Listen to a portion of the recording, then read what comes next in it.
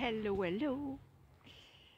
J'ai envie de te parler dans cet quatrième épisode de dépendance affective. Si t'as écouté les deux premiers, t'es pas surprise que, en plus de la boulimie dont on a parlé dans le dernier épisode, que j'ai cette problématique-là. Et oui, petit enfant comparé à sa sœur qui se sent pas aimée, qui fait tout pourtant, qui est jamais à la hauteur. Quand tu repenses à ça, là, c'était très prévisible que je souffre de cette problématique-là.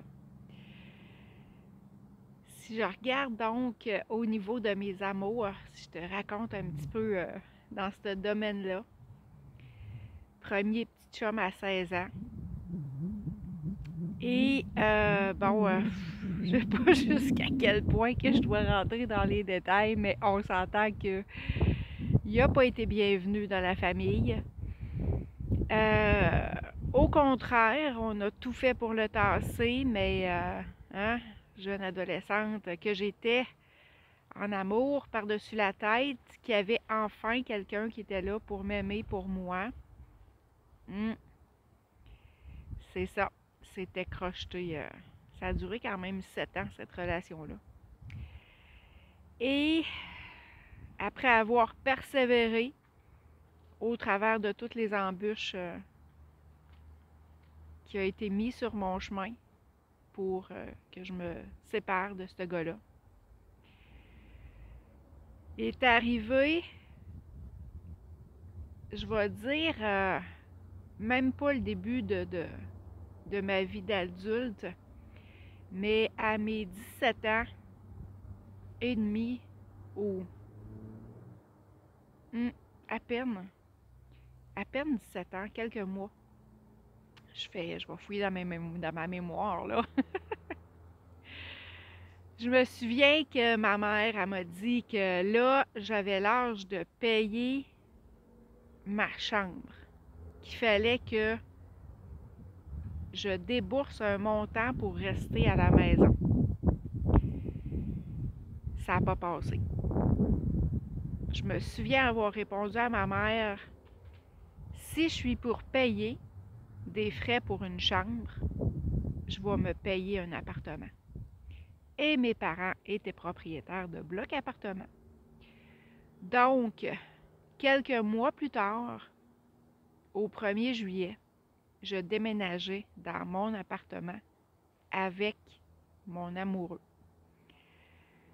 Je t'ai parlé que j'avais déjà commencé à travailler il y a longtemps.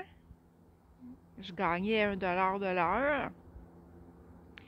À partir de mes 16 ans, 4 $ de l'heure et quelques qui était le salaire minimum de cette époque-là. On recule d'au-dessus de 35 ans, là. Dans une cantine avec pourboire, mais les pourboires qui étaient même pas séparés, justement. J'ai pas besoin d'aller plus loin là-dedans. Je suis sûre que t'es pas surprise. Oh, le chien qui s'en mêle. Assieds-toi, Pinky-Lou. Ben oui, t'es bienvenue avec nous dans le podcast. En autant que tu me laisses parler. Fait que j'avais ramassé, je me souviens pas, 500 000 piastres peut-être, qui a été vite dépensé dans tout ce que ça prend pour avoir un appartement. Des assiettes, des serviettes, et j'en passe. Donc, c'est ça.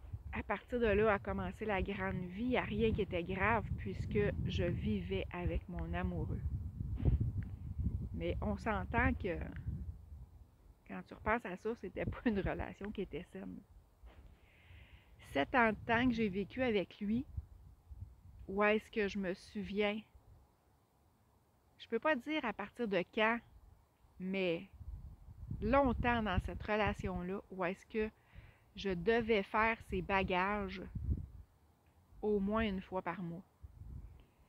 Je me souviens avoir mis son linge dans des sacs à poubelle, avoir mis ça à la porte, Et que là, quand il prenait les sacs à poubelle pour partir, je me garrochais dessus. Non, non, non, va-t'en pas, tu peux pas t'en aller, j'ai besoin de toi. Quelle vie de couple de merde. Je vais me permettre de dire ça. T'es jeune, puis quand tu repenses à tout ça, t'as juste envie de te faire un gros câlin puis de te dire pauvre enfant.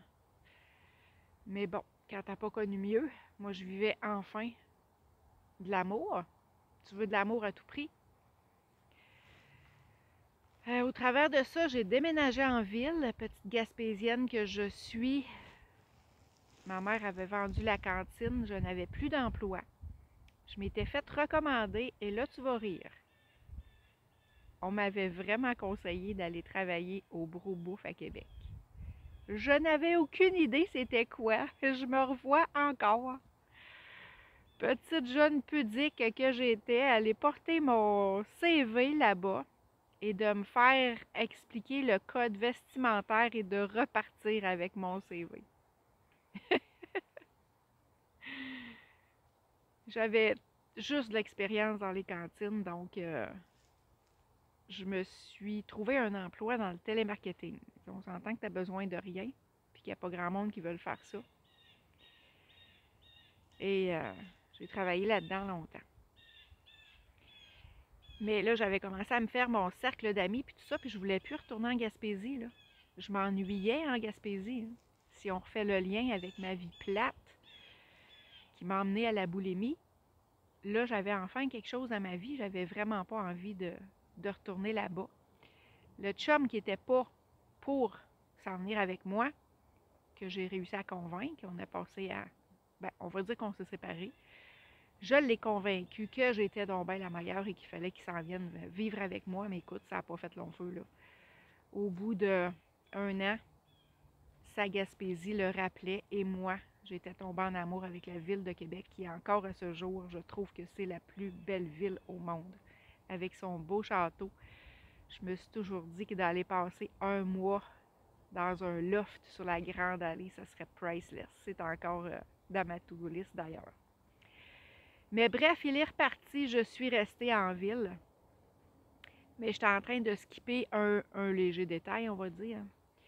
Qu'est-ce qui a fait que j'ai décidé de rester? C'est un de ses amis qui savait que je n'aimais pas la drogue, que j'étais pas vraiment pour ça. La drogue plus forte, on va dire.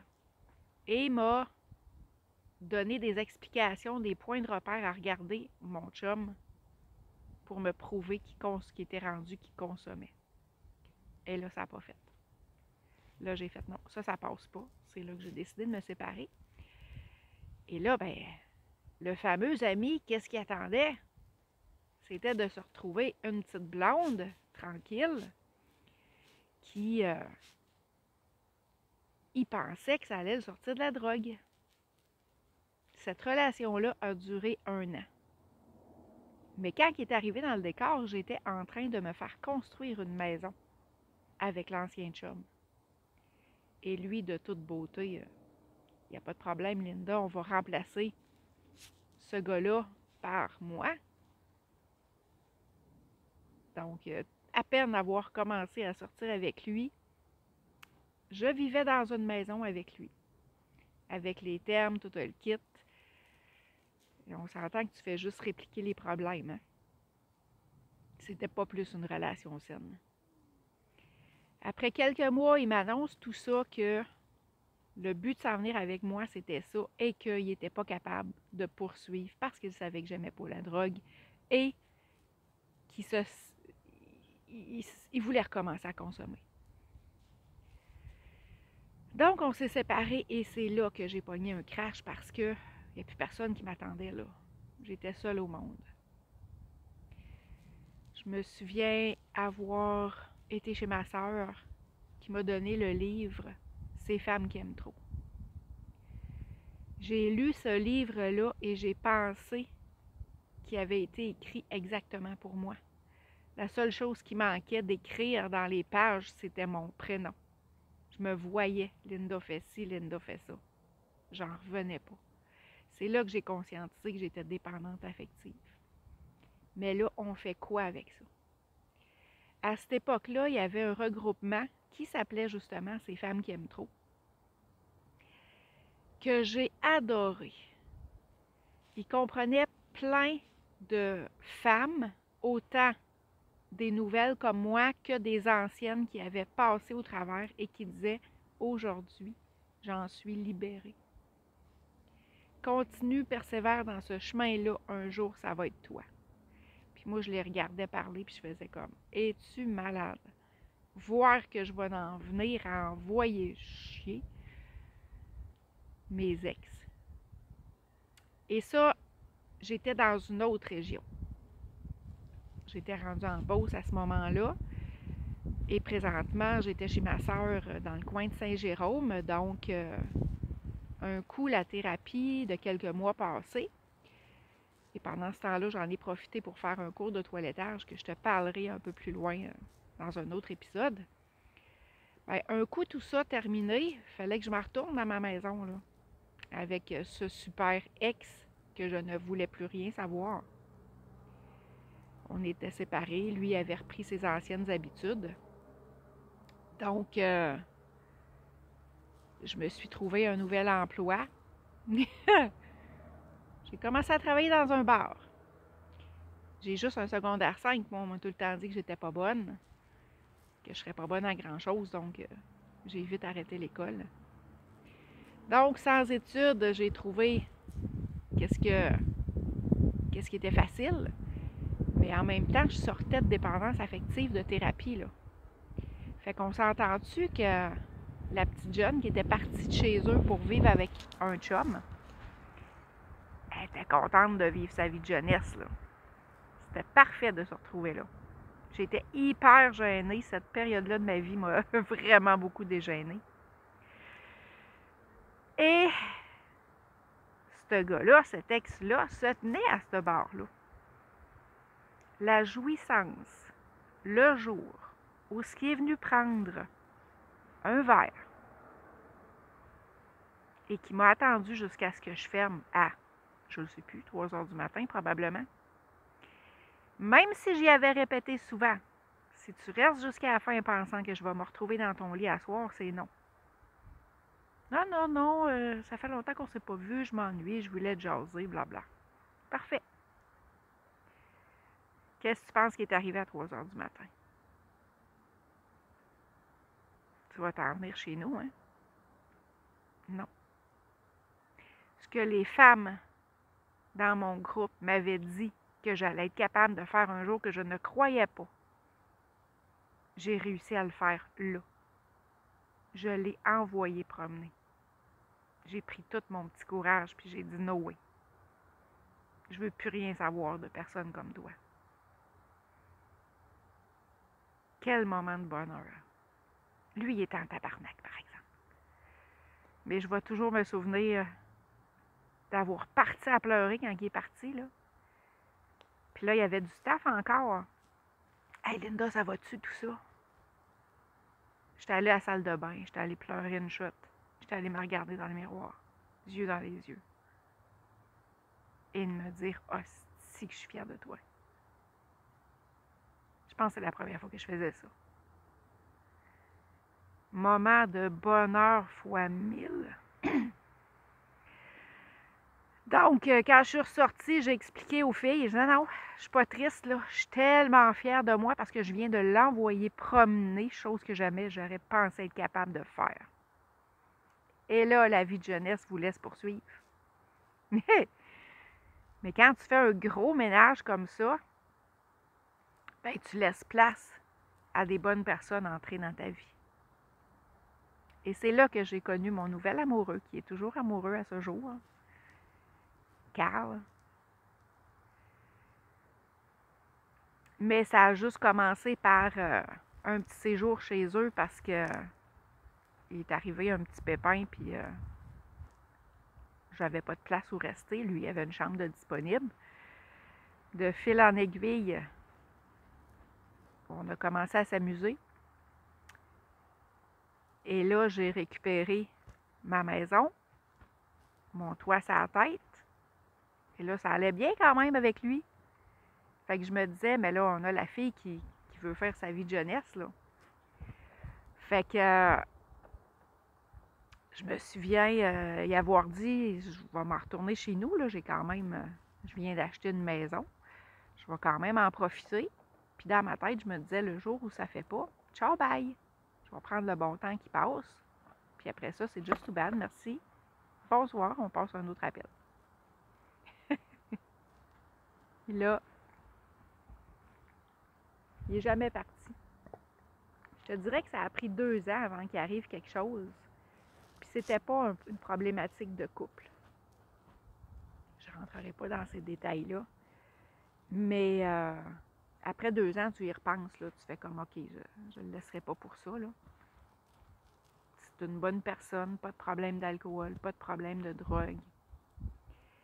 Puis j'y en faisais vivre de toutes les couleurs parce que moi, j'étais extrémiste. Fait que la fille dépendante était maintenant la fille indépendante. Il a appris à respecter cet oiseau sauvage-là très rapidement. Parce que même s'il me disait quelque chose qu'il n'aimait pas ou quelque chose qu'il ne voulait pas que je fasse, si moi je voulais le faire, je le faisais. Tu sais, dans ma tête à moi, c'était toujours si ça ne fait pas ton affaire, ramasse tes clics, tes claques, va-t'en. C'est pas mieux. Il a été très persévérant. J'y en ai fait vivre de pas mal toutes les couleurs. Mais tôt dans la relation, il m'a dit « Je te laisserai jamais partir ». Ça m'a fait peur. Mais tu sais, je me disais « Voyons donc, ouais. C'est clair que je vais partir le jour où ça fera plus mon affaire, là. » Mais il a toujours été là. Il m'a toujours respecté. Respecté ce besoin de liberté qui était nécessaire à ma vie. On a passé une vie de couple avec des hauts et des bas.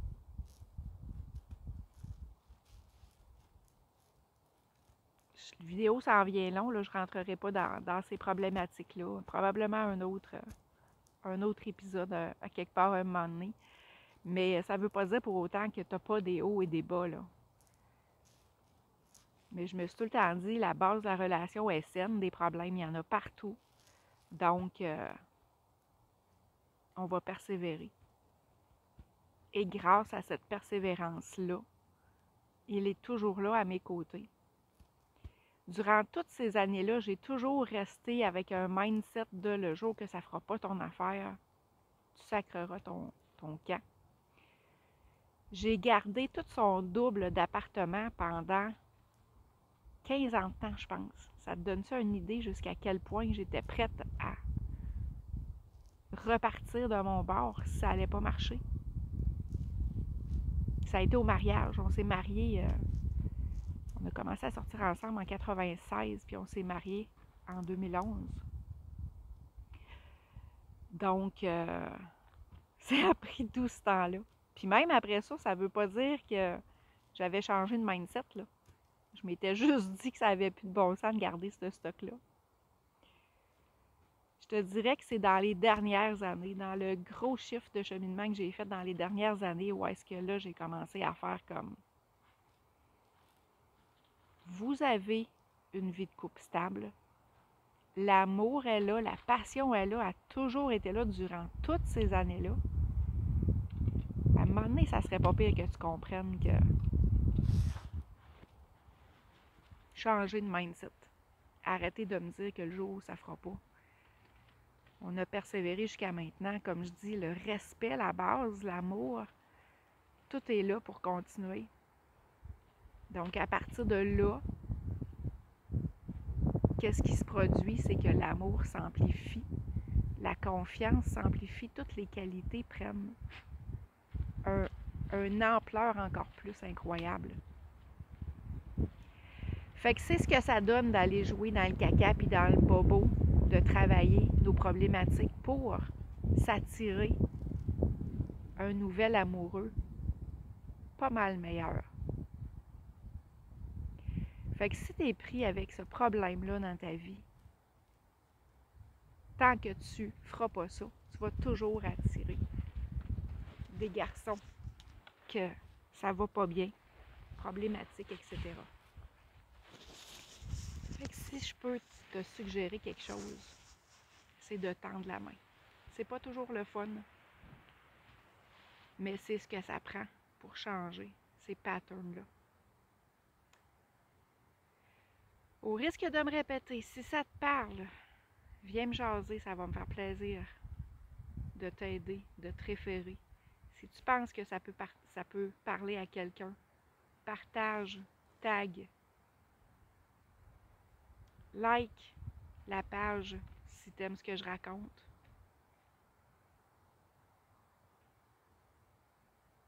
Mon but est de faire en sorte que les patterns cessent et qu'on en vienne à arrêter de souffrir dans la vie et qu'on se crée tous une vie de bonheur parce qu'on y a tout droit.